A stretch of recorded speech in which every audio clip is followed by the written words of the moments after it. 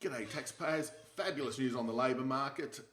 It's really incredible that we've got this resilient labour market in the face of very weak GDP growth. There's clearly something going on in either the way jobs are being calculated, which I have very few doubts about, I'm sure they're pretty accurate, or whether there's something with the way GDP is being calculated, which is a bigger issue, and certainly in terms of productivity with the boom in services jobs over the last year. But into the numbers for here and now. Plus 56,000 employment in December.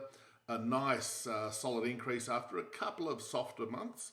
Part-time employment rose 80,000. Full-time was down 24,000. So again, these things chop around from month to month. So there's nothing much to see there because the hours worked increased a little bit in December too. So that trend increase in the number of hours worked is still moving higher.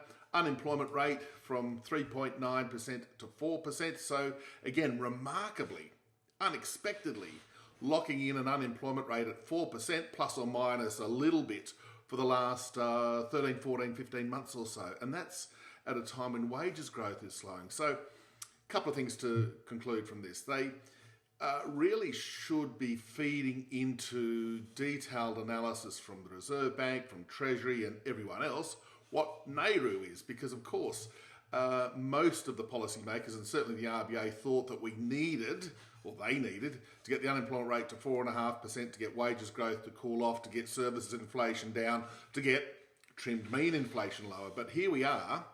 The only thing that's not happening is the unemployment rate going up at the moment. It's, as we said, staying steady at 4% plus or minus a small amount. Yet we do have wages growth easing. We do have a soft economy, and we do have things like consumer sentiment and business confidence, business conditions also very, very weak too. So you put all this into the melting pot, and if, as some clever people are saying, NAIRU in Australia is 3.75%, which it could be, I suspect it is, then the Reserve Bank's been having interest rates too high for too long. And while this number is at face value fantastically strong, and that's a good thing, maybe it's something we better get used to. An unemployment rate of 3 to 4% with inflation 2 to 3%. Welcome to the brave new world of economics.